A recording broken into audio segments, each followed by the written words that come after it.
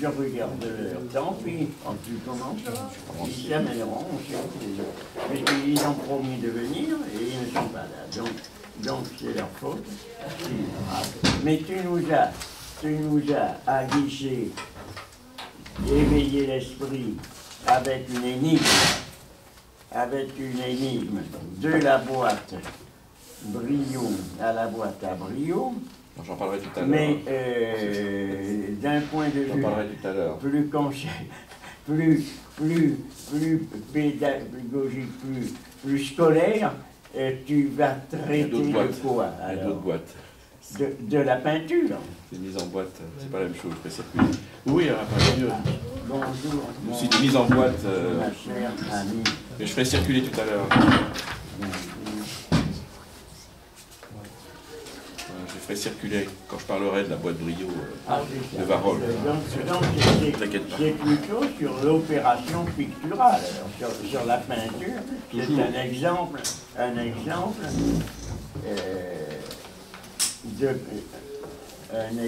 de peinture, si on peut dire, en acte. C'est-à-dire, ou est-ce que c'est sur un problème esthétique, mettons comme art conceptuel ou art non conceptuel ou quelque chose comme ça.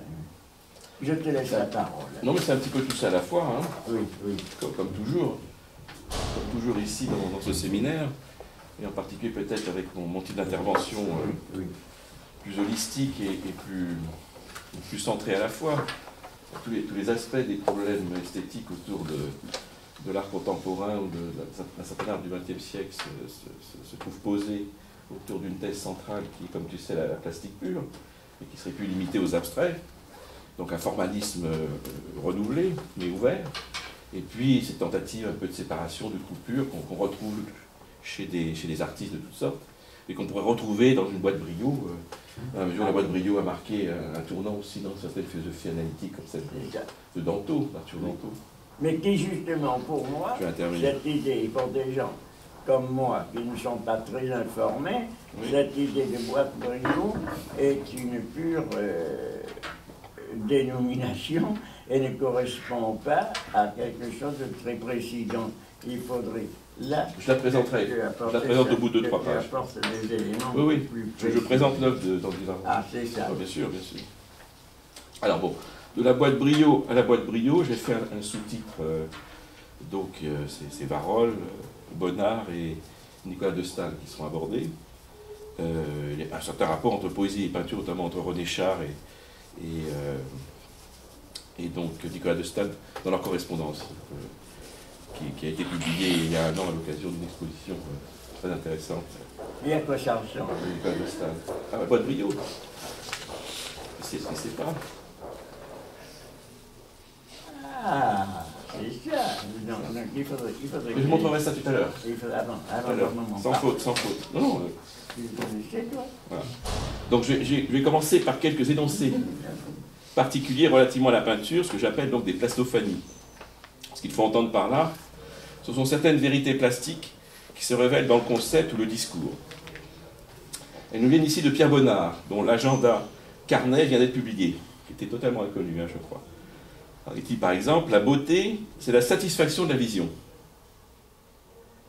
Ou encore, ce qui est une formule qui nous intéresse ici au premier chef, il ne s'agit pas de peindre la vie, il s'agit de rendre la peinture vivante.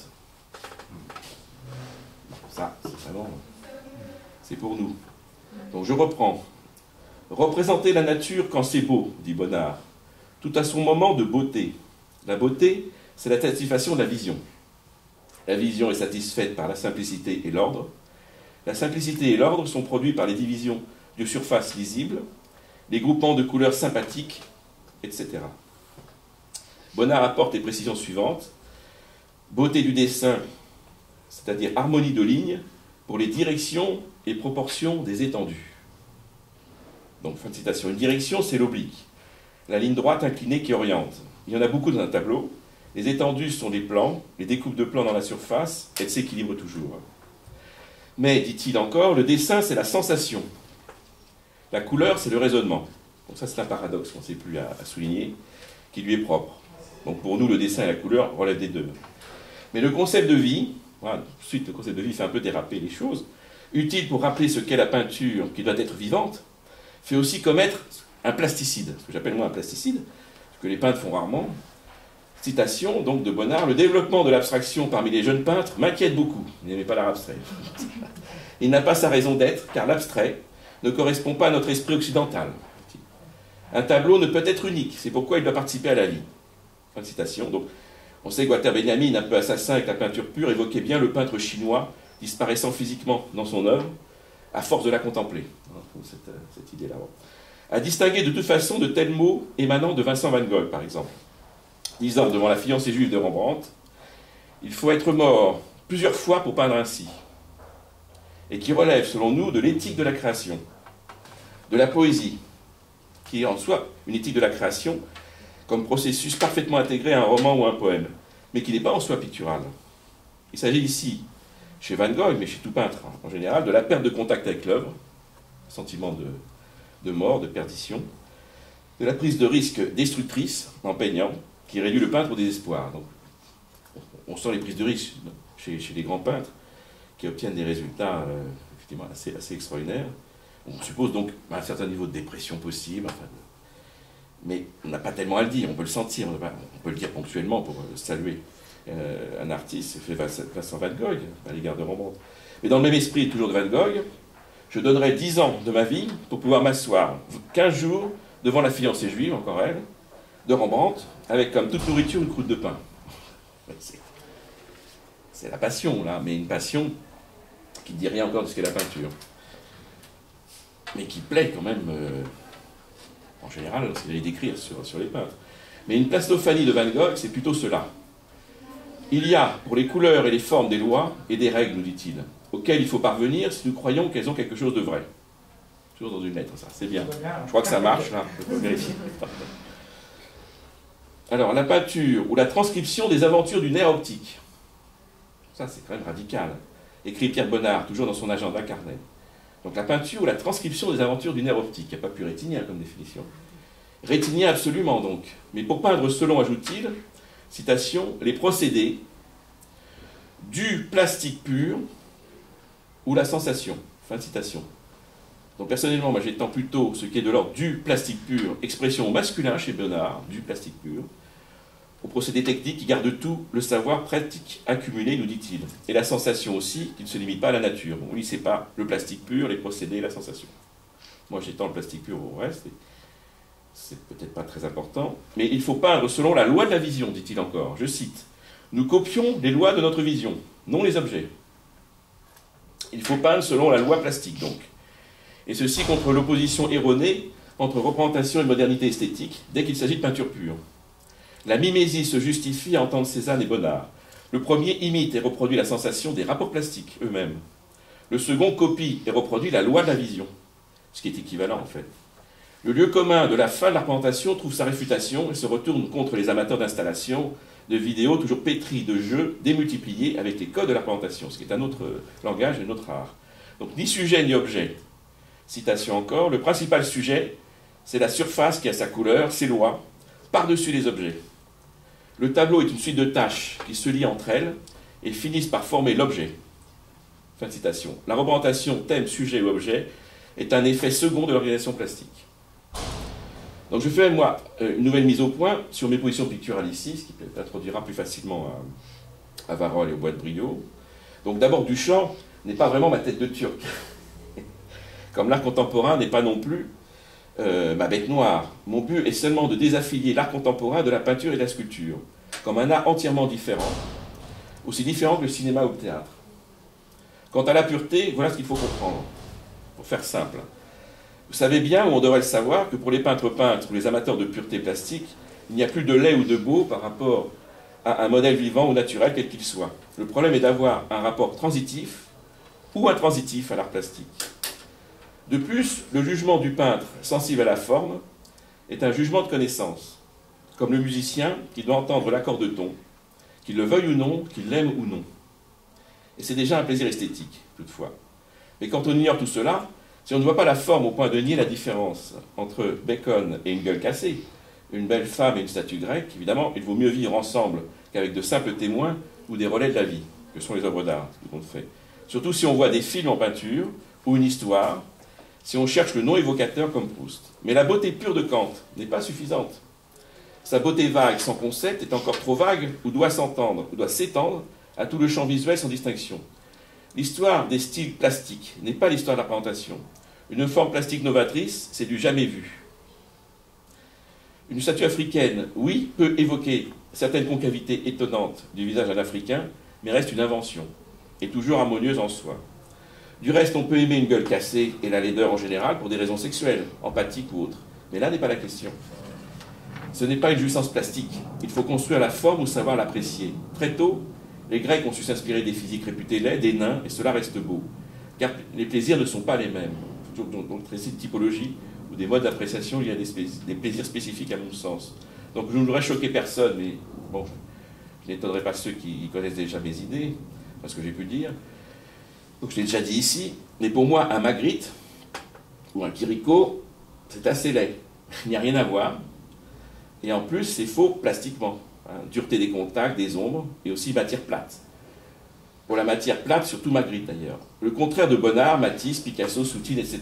Toujours beau. Toujours beau du point de vue rétinien. La crucifixion de Bacon me paraît assez laide visuellement, alors que j'apprécie toute son œuvre, sauf ses débuts donc. Mais il se cherchait encore. Il a d'ailleurs renié ses papes.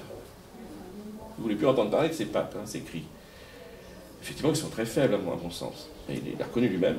L'obésité de Lunstein-Freud est une invention plastique, comme la graisse de Rubens. Car ils ont inventé un style, un canon. Cela a toujours été le cas en peinture depuis la préhistoire. Mais vous savez sans doute tout cela. René Scherer reconnaît bien, voir que le fameux Magritte, ceci n'est pas une pipe, reste une pipe. Mais je dirais comme tout le monde, pour aussi voir que cela n'en est pas une, car c'est la même chose. Mais ce n'est pas une peinture, c'est un dispositif. C'est le débat avec Foucault. Philosophiquement, il existe un rapport privilégié de la forme, chez Nietzsche lui-même, que Heidegger reprendra à son compte dans sa lecture de Nietzsche. On est artiste, dit-il, à condition que l'on sente comme un contenu, comme la chose elle-même, ce que les non-artistes appellent la forme. De ce fait, on appartient à un monde renversé. Car maintenant, tout contenu nous apparaît comme purement formel, y compris notre vie. Fragment posthume. Vous savez ça, hein? C'est pour toi, ça. Tu veux regarder en même temps? On est là.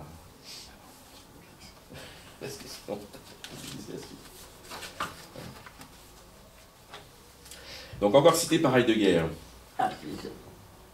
Donc ainsi Nietzsche dira dans un sens réprobateur au sujet des peintres contemporains, citation donc de Nietzsche par Heidegger, aucun ne se contente d'être simplement peintre. Tous sont archéologues, psychologues, metteurs en scène d'un souvenir ou d'une théorie quelconque. Ils se complaisent dans notre érudition, notre philosophie. Fin de citation. Et, ajoute Heidegger, ils n'aiment point une forme pour ce qu'elle est en soi, mais pour ce qu'elle exprime.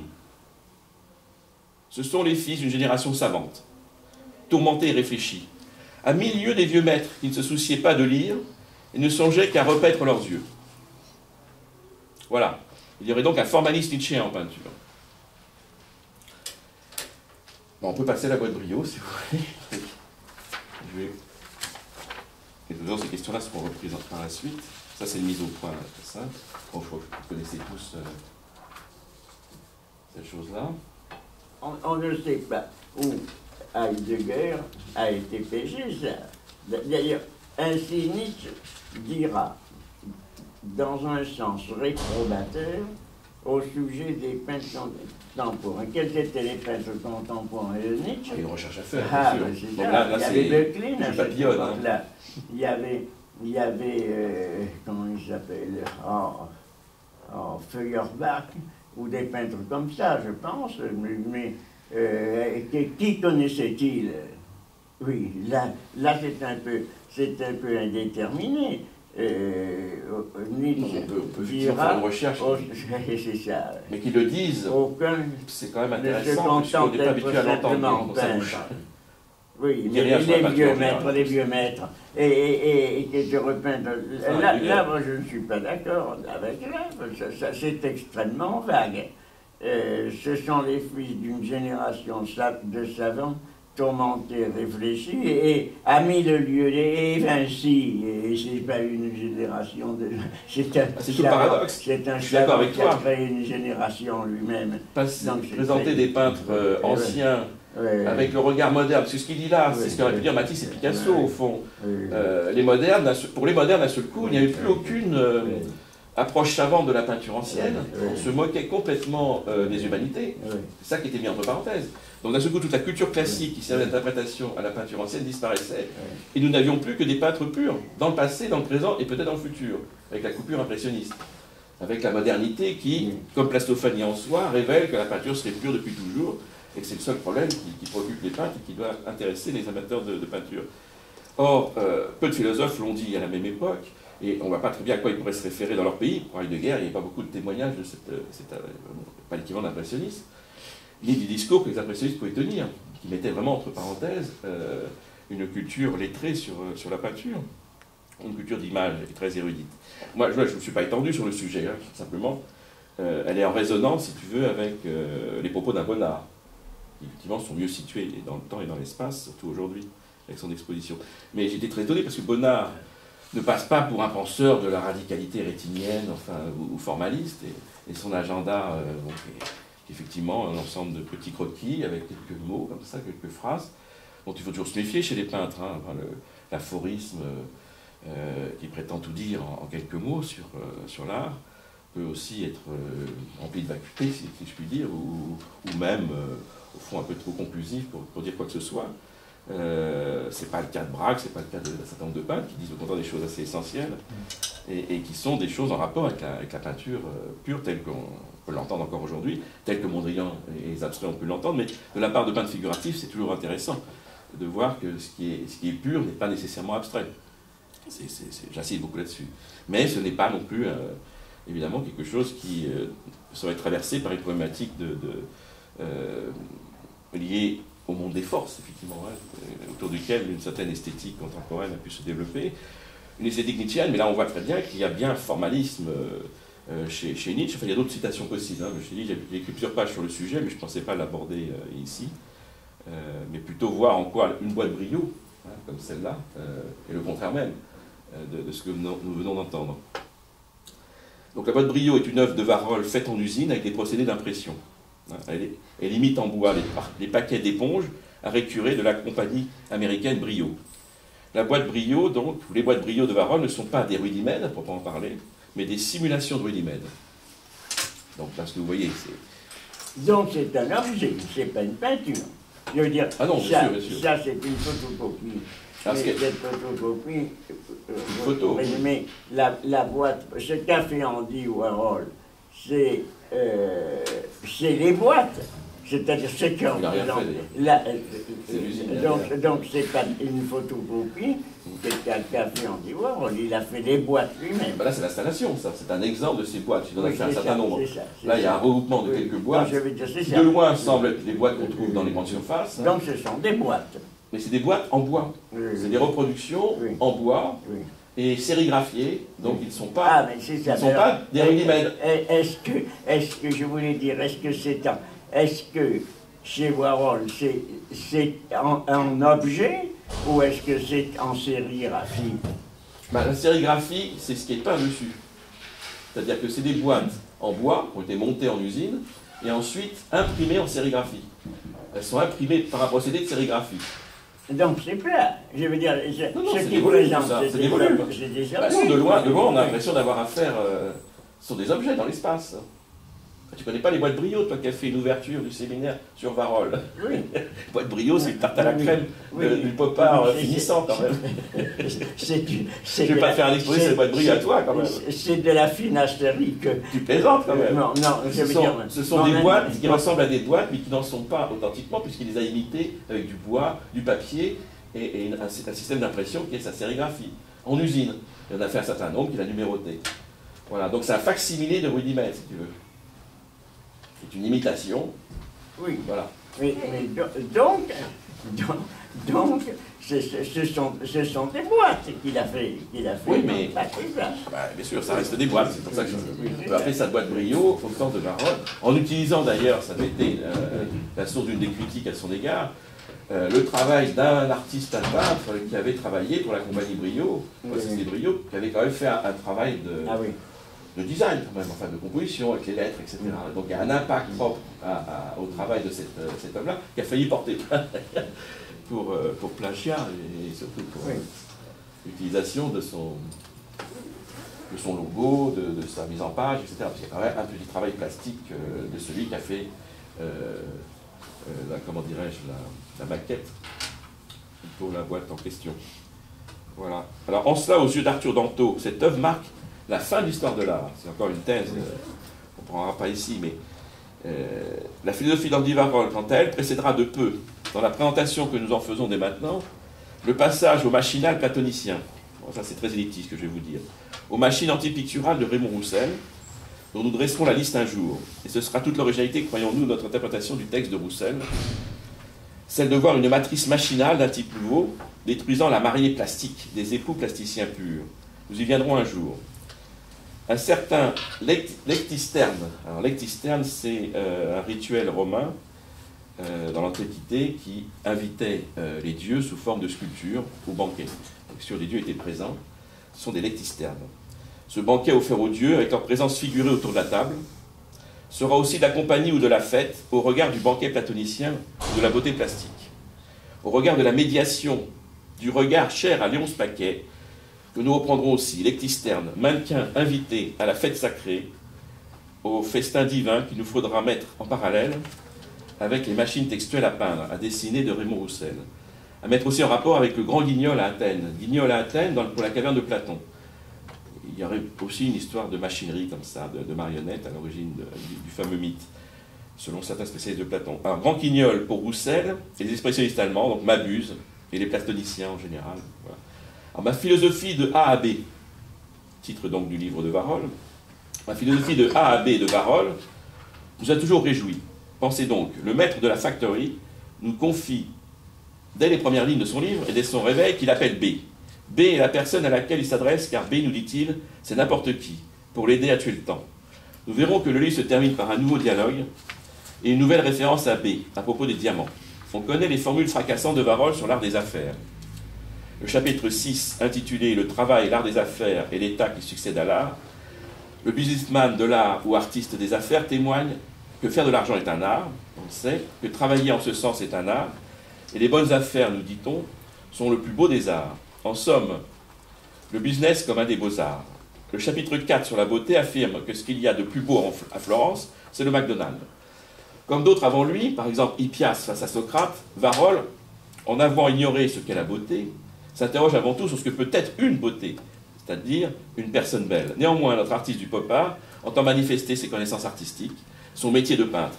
Citation, quand je peins, donc il se décrit en train de peindre, je regarde ma toile et je termine l'espace. Je me dis, bon, là dans ce coin, on dirait que ça colle juste.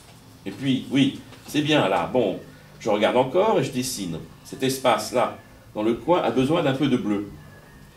Alors je mets mon bleu, puis je regarde là et ça semble bleu aussi. Alors je prends mon pinceau et je mets du bleu là aussi. Puis il faudrait espacer davantage. Alors je prends mon petit pinceau bleu et j'y mets du bleu. Et puis je prends mon pinceau vert et je pose mon pinceau vert dessus et j'y mets du vert. Puis je recule pour voir si c'est bien espacé. Et puis quelquefois, c'est mal espacé. Je prends mes couleurs et je mets encore un petit peu de vert là dans le coin. Et si c'est bien espacé, j'arrête. D'habitude, je n'ai besoin que de papier calque et de bonne lumière. Je n'arrive pas à comprendre pourquoi je n'ai jamais été un impressionniste abstrait, parce qu'avec ma main tremblante, j'aurais eu un naturel parfait. Son humour. Fin de citation. Il ne s'agit pas vraiment d'une plastophanie chez notre artiste, une révélation plastique dans le concept, mais ce qu'il appelle l'espace, qu'il croit central dans son art, ressemble à la couleur et l'espace chez Yves Klein. Il voulait être un artiste d'espace, selon son expression, en laissant des vides. Il aimait peindre sur des carrés, se débarrasser des problèmes liés à la décision du format, un petit peu long ou un petit peu court. Au fond, il souhaite faire de l'art minimal, avec un format de même taille pour tous les tableaux, et une même couleur de façon à ce que personne n'ait le sentiment d'en avoir un bon ou un mauvais de tableau, parce qu'il serait interchangeable. Toutefois, Andy Warhol reconnaît qu'il faut toujours décider du format, faire le choix des dimensions. Ce à quoi il voudrait échapper dorénavant, il préfère donc ne pas réfléchir, et donc enchaîne sur la longue citation plus haut, qui le met en scène comme un impressionniste abstrait. Faire des espaces vides, ce n'est plus établir des rapports plastiques. Ce n'est pas non plus, comme on aurait pu le croire, élaborer ou construire le mathème des machines célibataires. C'est par exemple utiliser un parfum. Et c'est occuper l'espace des affaires. C'est une question d'atmosphère. Ce dernier thème est le 10e chapitre du livre, celui qui lui permet de dire « Je crois aux espaces vides en vérité. L'espace vide n'est jamais gâché. L'espace gâché est celui qui est affublé d'art. Un artiste, dit-il encore, c'est quelqu'un qui produit des choses dont les gens n'ont pas besoin, mais que lui, pour certaines raisons, estime souhaitable de leur donner. » Fin de citation. Ces raisons sont sans doute les suivantes. Deux points. Nouvelle citation. L'art des affaires est bien plus intéressant que l'art de l'art, parce que l'art de l'art n'entretient pas l'espace qu'il occupe, contrairement à l'art des affaires. Et si l'art des affaires n'entretient pas l'espace qu'il occupe, alors il fait faillite. Une manière donc plus mercantile ou ironiquement mercantile qu'Yves Klein. Andy Warhol étend l'espace plastique, selon ses expressions, la plasticité contemporaine, il s'agit bien de cela, à l'espace des choses qui se vident. Il crée des vides, alors qu'il avoue regretter la fabrication des salopettes, selon ses termes, qui gâchent l'espace. Ou, plutôt, il voudrait aider les gens à vider leur espace, alors qu'il les aide à gâcher leur espace. Un bon fauteuil sera toujours moins beau qu'un espace vide qu'il occupe. L'exposition du vide d'Yves Klein ne faisait peut-être pas le même sentiment, le rapport au néant, qui n'est pas, on s'en doute, le néant de Camus d'origine grecque et artistique, ni le néant cathare. Il entend toutefois partir des éléments plastiques de la couleur et de l'espace. Le vide plastique qui néantise se trouve retourné dans cet anti-art des années 60, dans le néo-duchampisme américain, en son contraire, c'est-à-dire un vide antipictural, un espace vide de toute plastique. Néanmoins, à propos du business comme art supérieur, il y a aux yeux du plasticien pur que nous sommes d'intéressante déclaration contemporaine du pop art proférée par Duchamp. Duchamp, en réponse à la question de savoir quels sont les artistes qui comptent aujourd'hui, qui compteront demain, affirme « Oh, le grand bonhomme de demain se cachera, ira sous terre. En anglais, c'est mieux qu'en français. Will go underground. Il faudra qu'il meure avant d'être connu. Moi, c'est mon avis, il y a un bonhomme important d'ici un siècle ou deux, eh bien, enfin, s'il y en a un d'ici un siècle ou deux, eh bien, il se sera caché toute sa vie pour échapper à l'emprise du marché. » Duchamp prophétise l'art de l'avenir qui devrait être spécifiquement anti-marchand, c'est-à-dire entièrement conçu et réalisé en dehors de l'espace marchand, galeries et institutions, ou fondations, montrer que le seul art qui compte se trouve à l'extérieur de cet espace et qu'il ne peut pas en être autrement.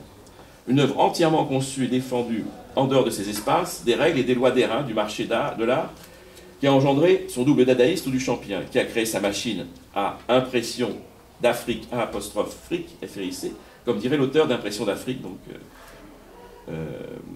Roussel, sa pompe à finance, comme dirait Jarry, sa machine antipicturale, donc quasi platonicienne, souvent deleuzienne malheureusement, mais on peut trouver un Platon pictural et un Deleuze pictural. Évidemment, l'espace créé par l'artiste anti-marchand, le plasticien pur, est la contrepartie du vide laissé devant le vide marchand de la création artistique contemporaine. Un espace vide, entre guillemets, est aussi le geste qui caractérise la philosophie selon Althusser. Créer un espace vide, ce n'est pas travailler à l'intérieur des institutions, comme le facteur en chef de la factory américaine. Maintenant, Andy nous rappelle, nous interpelle même. Il s'adresse à B, à propos des diamants. C'est la fin de son livre, qui se termine par la lettre A. A et 2 points. Juste un tout petit morceau, plus petit, plus petit. B préfère les diamants, alors que A n'aime pas tellement les bijoux, et qu'il préfère les protège-pieds du Dr Scholl. Je préférerais avoir des bijoux, dit B. Pourquoi? Parce qu'un diamant, c'est pour toujours, dit B. Pour toujours quoi faire.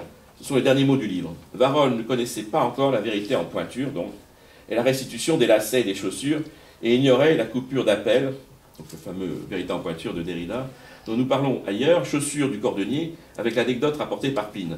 Mais il connaissait les boîtes Brio, que ce soit la boîte verte de Duchamp ou la boîte Brio, la philosophie de A à B. B et moi, comme Andy se met sur Warhol. A. Je n'ai jamais rappelé les abonnés absents. Les premiers mots du livre, la tentation est évidemment trop grande, de parler d'une philosophie de Andy. Donc il faudrait écrire donc de Brio, B-R-I-2-L-O, et de poursuivre en indiquant l'évolution des boîtes Brio, donc à certaines boîtes différentes. C'est sa boîte de soupe Campbell, qui devient Campbell Soup Cans, qui fait écrire à Marcel Duchamp, donc là il y a une critique directe de l'œuvre de Andy Warhol par Duchamp en général, pour ces séries de boîtes. Vous prenez une boîte de soupe Campbell's et vous la répétez 50 fois. C'est que l'image rétinienne ne vous intéresse pas. Ce qui vous intéresse, c'est le concept, qui veut mettre 50 boîtes de soupe Campbell sur une toile. Andy de Mantel, alors là, c'est le rapport à la boîte Brio telle qu'elle a été retenue à la frontière canadienne. Donc il y a une interview de Warhol pour expliquer ce qui s'est passé. C'était une commande, je vous l'explique. Andy de Mantel, le porte-parole du gouvernement canadien dit que votre art ne pouvait être décrit comme une sculpture originale. Êtes-vous d'accord avec cela? Warhol répond oui. Pourquoi êtes-vous d'accord? Eh bien parce que ce n'est pas original. Vous n'avez fait que copier un élément de série? Oui. L'intervieweur s'énervait. Pourquoi avez-vous pris la peine de le faire? Pourquoi ne pas créer quelque chose de nouveau? Parce que c'est plus facile à faire. Eh bien, c'est avec ce genre de plaisanterie alors que vous vous moquez du public? Non, il me donne quelque chose à faire. Donc, fin de l'entretien, très court. En 1965, quand le marchand d'art torontois Gerald Morris essaie d'importer un ensemble de 30 boîtes de savon Brio destinées à une exposition à sa galerie, les douaniers canadiens se demandent s'il s'agit bien d'œuvres d'art. Comme le prévoit le règlement, ils sollicitent des éclaircissements auprès de Charles Comfort, alors directeur du musée des Beaux-Arts du Canada. Examen fait d'une photographie, Comfort déclare qu'il s'agit non d'art, mais de marchandises. Les œuvres assujetties à un droit que Maurice refuse de payer n'entrent pas au Canada. 2 années passent. Alors, Brian Smith, conservateur de l'art contemporain, et Jean Sutherland Box, nouvelle directrice du musée, acquiert 8 boîtes de Brio. À leurs yeux, c'était bel et bien des œuvres d'art, et qui plus est, des œuvres dignes de la collection nationale. Puis, en Suède, en 2007, de fausses boîtes Brio Warhol, de fausses boîtes Brio Warhol sont découvertes. Des boîtes Brio post-Warhol. Donc la boîte Brio est la fin des métarécits de l'art, nous dit-on. La fin d'une histoire de l'art traditionnelle, unitaire, ou celle de l'art autonome et moderne fondée sur la peinture pure. Arthur Danto trouvera sa vocation philosophique de théoricien de l'art en interrogeant la boîte Brio. Son premier livre, La transfiguration du banal, explique ce qui distingue une citation d'objet comme art de l'objet lui-même. C'est la théorie la différence. Donc citation de Danto. Ce qui finalement fait la différence entre une boîte de Brio et une œuvre d'art qui consiste en une boîte de Brio, c'est une certaine théorie de l'art. C'est la théorie qui l'a fait entrer dans le monde de l'art et l'empêche de se réduire à n'être que l'objet réel qu'elle est, en un sens autre de « est » que celui de l'identification artistique. Bien sûr, sans la théorie, on ne la verrait probablement pas comme art. Et afin de la voir comme faisant partie du monde de l'art, on doit avoir maîtrisé une bonne partie de la théorie artistique, aussi bien qu'une part considérable de l'histoire de la peinture récente à New York. Fin de citation. Donc la théorie est un prérequis ou un arrière-fond sur lequel se lève la compréhension de ces boîtes en facsimilé. La théorie se mue ouvertement en mode de compréhension a priori du rudimètre et de ses modalités, de ses installations. Nous avions fait autrefois une typologie des modes d'appréciation de la peinture comme autant de façons de projeter un savoir et une sensibilité inadéquate sur la peinture correspondante. Ce fut l'occasion d'une publication donc, dans le premier numéro de Philosophie, la revue donc, de Paris 8 dans les années 90. Maintenant, si j'ai sévèrement dénoncé l'arbitraire de nombreuses approches philosophiques de la peinture, je ne suis pas le seul. Je viens d'être rattrapé ou rejoint par quelqu'un qui a totalement changé d'avis sur ce point. Jacqueline Lichtenstein, dans son livre paru en 2014, Les raisons de l'art. Citation. « Je me suis souvent demandé, écrit l'auteur, en vertu de quel privilège un philosophe pouvait se sentir autorisé à parler de la peinture sans posséder en ce domaine aucune compétence ni connaissance. Car il s'agit bien là d'un privilège que la peinture apparemment ne partage avec aucun autre art. » Oui, je dirais, c'est intéressant ça. On en avait parlé, mais je pensais justement que c'est à la fois, selon une façon courante de dire qui a été immortalisée par Godard, à la fois c'est la même chose, sauf que c'est le contraire. C'est-à-dire que c'est la même chose que ceci n'est pas une pipe de Magritte qui a été analysée par Foucault dans son article, dans son petit essai qui s'appelle « Ceci n'est pas une pipe ». Parce que là-dedans, on pourrait dire que chez Warhol, c'est ceci. C'est ça, il monte une boîte Brio qui est effectivement une boîte Brio, et il dit, au fond, ceci n'est pas une boîte Brio. Alors, ceci n'est pas une boîte Brio, c'est-à-dire ces boîtes de produits ménagers, puisque ça va devenir une œuvre d'art. Tandis que ce à quoi ça se greffe donc sur ceci n'est pas une pipe.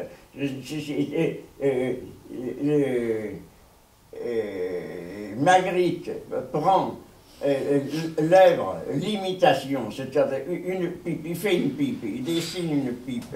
On dit qu'est-ce que c'est que ça, c'est une pipe. Non, parce que ceci n'est pas une pipe. Et dans Briot, on dit qu'est-ce que c'est que ça? C'est une boîte Briot.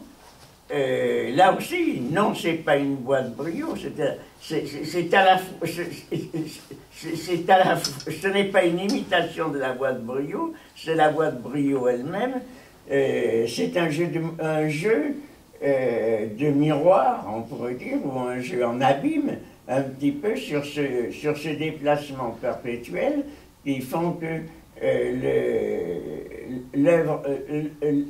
l'objet usuel devient objet d'art, devient œuvre d'art, ou appartient au domaine des œuvres d'art au moment où il sort de sa fonction d'objet perpétuel, d'objet usuel. Parce que si ces boîtes, il y avait un Pékin quelconque, quelqu'un qui les voit dans la rue, et qui, à ce moment-là, se met à les ouvrir pour chercher ce qu'il y a dedans, il les retransforme en boîte. C'est comme, mais à ce moment-là, il fait un crime de lèse-majesté contre l'œuvre d'art, un peu comme celui qui avait pissé à l'intérieur de la cuvette de Duchamp, et qui avait, je ne sais pas si c'était ça qu'il avait fait, mais enfin, mettons qu'il fasse ça, et qui peut être verbalisé et condamné comme s'il avait pissé sur la Joconde, parce qu'il a porté atteinte à la sacralité de l'œuvre d'art. J'avais vu d'ailleurs à ce propos de sacralité un article dans Le Monde qui était assez intéressant, justement sur la resacralisation de ceux qui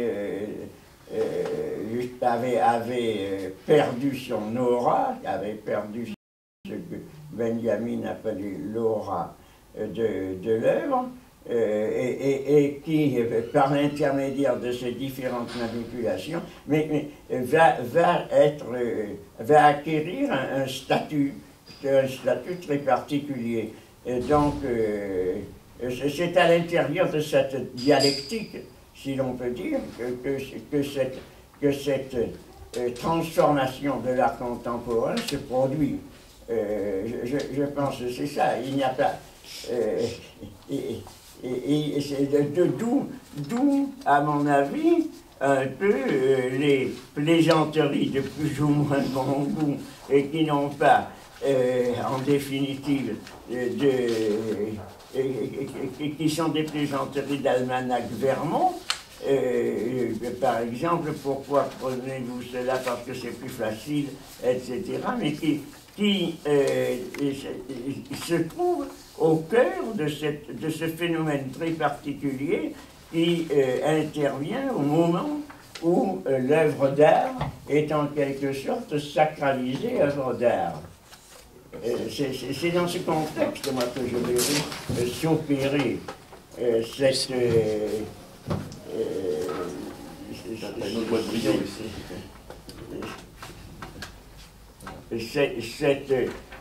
cette opération, se faire cette opération qui est à la fois effectivement une mystification, qui est aussi une sorte de mythification. Et qu'est-ce que c'est qu'il fait là-dedans? Il y a Aristote, oui. Pour la Fondation Mag.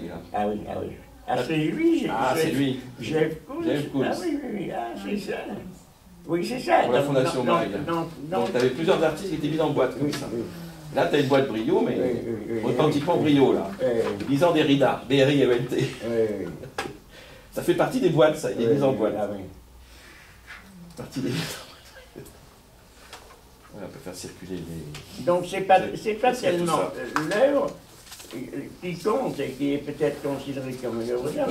Elle est prise dans un processus, c'est ce processus d'ensemble Qu'est-ce qu'il fait là-dessus? Il parle de Bergson? Non, Henri Bergson. Ah, il lit Henri Bergson. Il y a plusieurs artistes contemporains. Il y a Burel aussi, il y a des gens comme Adami. Mais Thierry Ils ont tous été invités. Vous avez été invité à parler? Ah, c'est ça. Donc tu l'as fait à quelle occasion tu as fait ça? C'est l'exposition des aventures de la vérité, là. Non. Il y a 1 an et demi, à Saint-Paul-de-Vence. Oui. Donc c'était rapport entre philosophie et peinture. C'était trop beau. Ah, je vois, c'est ça. C'était là, le garçon poussant la truie, c'est une sorte d'objet en porcelaine ou je ne sais pas quoi, qui était coloré de Kunz, c'est ça? En plus, oui, ça, oui, c'est ça. Pour poursuivre avec les rapports entre Kunz et la vérité en pointure. Mais les mises en boîte de philosophes et de peintres, donc, mais alors 2 peintres, 10 ans un philosophe, qui n'avez peut-être pas vu jusqu'ici, ou peu, c'est évidemment amusant parce qu'ils étaient présentés donc comme des écrans. Oui. Alors ça aurait pu être aussi bien, c'était une installation. Alors moi j'étais un peu l'illustre inconnu dans cette affaire aussi. Mais on avait des gens, parmi les artistes les plus importants, Abramovitch aussi était là, Abramovitch. Donc ces gens-là n'ont pas de rapport très étroit avec la philosophie d'ailleurs, pour la plupart. On peut avoir quelques amitiés avec les philosophes. Mais il y a un effet de boîte là qu'il faut interroger. Alors j'ai pas pu développer cette question-là, savoir le rôle de la boîte à la fois comme motif plastique et comme motif de présentation. Il y a la fameuse théorie du white cube aussi, de la galerie blanche. Mais qu'est-ce qu'il en est d'une boîte comme cornucopia, c'est-à-dire comme corne d'abondance, d'où on peut tirer énormément de choses. Et en littérature, c'est évidemment un grand thème d'écoulement du sens. Hein, on peut dire chez Rabelais, on a ça. Je l'avais dit, mais bon, j'ai pas le temps aussi. C'est le caractère platonicien de la chose. Rabelais il transforme en fin de compte le sarcophage de l'Agalma, l'objet du désir en fin de compte, et le sarcophage d'Aristote, de Socrate plutôt, tel que Alcibiade en parle, sur la question donc de l'amour, et cette Alcibiade, chez Rabelais, décrit cette fois-ci plutôt une peinture, un portrait sur le sarcophage, fait disparaître donc la boîte à outils, qui était le sarcophage à l'origine, et puis à partir de là, il déverse sa généalogie jusqu'à Pantagruel, jusqu'à ses personnages. Donc une généalogie biblique, donc un écoulement de cornucopia, c'est-à-dire de cornes et de copies démultipliées. Donc une généalogie toujours littéraire dans ces histoires-là. Il n'y a rien de plastique. Par contre, on a un tout littéraire que j'avais dénoncé régulièrement, mais qu'on retrouverait sous le motif du cube. Il y a le cube, il peut y avoir autre chose. Hein. Mais on voit bien ce que cube peut devenir dans la bouche d'un Huberman à partir d'un Tony Smith, un cube minimaliste qui, même si c'est une cabane à la fin, n'a pas grand-chose à voir avec, comment dirais-je, une construction plastique comme celle des suprématistes. Enfin, il y a quand même plus que 3 rapports ou 2 rapports. Enfin, on n'est pas dans le même univers plastique. Et moins il y a de choses à voir, du point de vue rétinien, c'est moins on est sensible au rapport plastique pour appréhender l'œuvre, plus on sera sensible à des effets d'écart, à des effets d'inframince, dirait Duchamp, c'est-à-dire un minimum de dédoublement de l'objet considéré, dans la représentation qu'on en a, comme dans l'exécution ici, pour faire sens. Parce qu'on fait sens avec juste un petit décalage. Et qui plus est lorsqu'il y a des mots. Oui, des mots. Tout ça n'est pas pictural. Moi, je les limite, et ça n'est pas pictural du tout. Et ce serait effectivement toujours privilégier donc un mode d'appréciation artistique précis, celui des littéraires, des gens de théâtre aussi bien d'ailleurs, au détriment de l'appréciation proprement picturale. Mais ça crée aussi ce qui est dénoncé maintenant par des philosophes comme Jacqueline Lumenstein, qui avait procédé apparemment autrement, pourtant c'est une spécialiste de la couleur, hein, pour appréhender les couleurs, et Dieu sait que la symbolique des couleurs est infinie. Elle a rompu avec cette mode d'appréciation. Alors je ne sais pas sur quoi elle s'appuie pour dénoncer, puisqu'elle n'est pas peintre de formation non plus. Mais voilà, donc je reprends sa dénonciation, que je fais mienne évidemment. Il s'agit bien là d'un privilège que la peinture apparemment ne partage pas avec le canard. La peinture qui se farcit ce genre de choses. Hein. Les philosophes qui écrivent sur la musique savent en général de quoi ils parlent. Non seulement ils connaissent l'histoire de la musique, mais ce sont aussi des musiciens. Ce ne sont peut-être pas toujours de grands musiciens, mais ils ont tous pratiqué un instrument. Que l'on pense à Nietzsche, donc voilà, Schopenhauer, à Adorno ou à Yankelevitch. Pourquoi est-ce si différent dans le cas de la peinture? Pourquoi la peinture, et elle seule, autorise-t-elle toutes les dérives philosophiques? les interprétations sans contrôle, les analyses purement autoréférentielles. Comment expliquer que la peinture puisse se prêter si facilement à servir d'objet à un discours philosophique sans objet? Elle y va fort, plus fort que moi. Lorsque Jacqueline Lichtenstein fait son mea culpa à propos de sa projection philosophique sur la peinture, elle pourrait être suivie des historiens, des poètes, des acteurs, des religieux, des psychanalystes, des sociologues, des anthropologues, etc. Elle reprend la principale responsabilité, là, on a des kantiens éminents, on va voir, je ne partage pas ce point de vue par contre, ajoute-t-elle, la principale responsabilité doit sans doute être attribuée au tournant esthétique pris au XVIIIe siècle, à la suite de Kant, par la réflexion sur l'art, le beau et le goût. L'idée d'autonomie du jugement de goût par rapport au jugement de connaissance et celle d'autonomie de la théorie esthétique par rapport à la pratique artistique sont non seulement à l'origine de la plupart des impasses philosophiques de l'esthétique, mais elles ont contribué à faire de l'esthétique cet asile de l'ignorance auquel elle ressent malheureusement très souvent. Fin de citation. La thèse d'un jugement de connaissance déterminant en art, peinture et musique surtout, plutôt qu'un jugement réfléchi, est le plus important à soutenir désormais. Le jugement de plastique pur est de cet ordre, selon nous. Il m'arrive personnellement de trouver beau et de trouver juste, plastiquement, quelque chose que j'aime peu, affectivement. Rarement, bien sûr. Jacqueline Lichtenstein montre l'importance cruciale des écrits du père Dubos, au XVIIIe siècle, qui, pour la première fois, va introduire le point de vue du spectateur par opposition à celui de l'artiste, jugé excessivement technique et informé. Toutefois, empirique ou modélisé, l'ignorant a fait son entrée explicite dans l'analyse esthétique des œuvres d'art. Et la possibilité de tenir un discours esthétique sans connaissance artistique, positive, n'y est pas étrangère. Dubos en a tiré les conséquences les plus évidentes.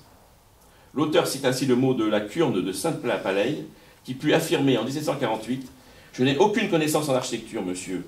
C'est pourquoi vous ne serez pas surpris que j'en parle avec confiance, bien ou mal. » Donc moi, personnellement, je préconise ce que j'appelle un plastème kantien, une théorie du rapport plastique, qui s'appuierait sans doute sur certaines refontes de la théorie esthétique kantienne par certains kantiens du XIXe siècle, Herbart entre autres, qui plaident pour un jugement de connaissance a priori de la peinture et non un jugement réfléchissant, celui-ci venant sans doute après pour aimer ensuite ce qu'on trouve beau malgré soi à la vue des rapports de forme, de lignes, de couleurs, etc. Voilà, ça c'est une rupture formalisée récente, d'actualité, hein. On en avait un petit peu parlé. Donc la question des rapports entre poésie et peinture une nouvelle fois. Alors là, Cassé bleu et lieu du leurre. Cassé bleu et lieu du leurre. La collaboration et l'amitié entre René Char et Nicolas de Staël illustrent particulièrement bien la mésentente réelle, mais souvent inconsciente, entre les littéraires et les peintres. Une rencontre a eu lieu chez leur ami commun, Jacques Dubourg. Un projet de livre s'en est suivi aussitôt, Poème. Au pluriel. De Staël commença une série de planches gravées et René Char sélectionna une série de 13 poèmes tirés de son recueil Poèmes pulvérisés. Très tôt, il y eut un problème de mise en page, un problème de proportion, celui concernant la taille et la couleur du nom même de Char, en lettres capitales. De Staël signale la chose à son ami écrivain en lui faisant parvenir une épreuve, le peintre étant en contact permanent avec l'imprimeur. Je te joins le Char. Définitif, on ne peut rien y changer. Je te ferai une planche peinte pour toi, au cas où cela reste un cauchemar pour tes yeux. C'est donc une évidence de sensation visuelle discordante, voilà, que les deux amis auront constaté ensemble. Un problème d'harmonie plastique élémentaire auquel sont tous sensibles, l'écrivain, le peintre et l'imprimeur. Malheureusement, pour diverses raisons, il aurait été impossible de corriger ce défaut signalé par le poète, qui s'en plaignait. 1. Dit-il, la page de titre de l'ouvrage est un peu basse. Poème, capital. Et l'ensemble devrait être composé légèrement plus haut. Là, il y a des références plastiques pour la mise en page de l'écriture. Ce n'est pas très grave, tant pis. 2. J'aime le fourreau, l'emboîtage noir, je le trouve très beau. 3. Je ne trouve pas heureux le char de l'étui, même je le trouve laid. Peux-tu le faire disparaître? Est-il temps? Je préférerais que cela. René Char est l'auteur d'une expression, le cassé bleu, que Nicolas de Staël va reprendre. Dans l'esprit du poète, cette expression semble désigner la grande rupture de ton que le peintre opère lorsqu'il module ses gris bleus, voire lorsque le bleu du ciel suscite des couleurs exactement opposées.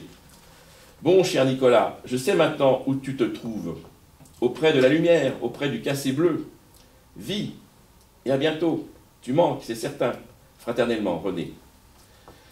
La réponse de Nicolas de Staël, maintenant, qui reprend l'expression au milieu de ces mots eux-mêmes très imagés, « Très cher René, merci de ton mot. Cela m'a fait plaisir de te lire. J'étais un peu hagard au début dans cette lumière de la connaissance, la plus complète qui existe probablement, où les diamants ne brillent que l'espace d'un éclat d'eau très rapide, très violent. Le cassé bleu, c'est absolument merveilleux. Au bout d'un moment, la mer est rouge, le ciel jaune et les sables violets.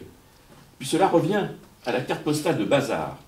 Ce bazar-là, et cette carte, je veux bien m'en imprégner jusqu'au jour de ma mort. Sans blague, c'est une icône.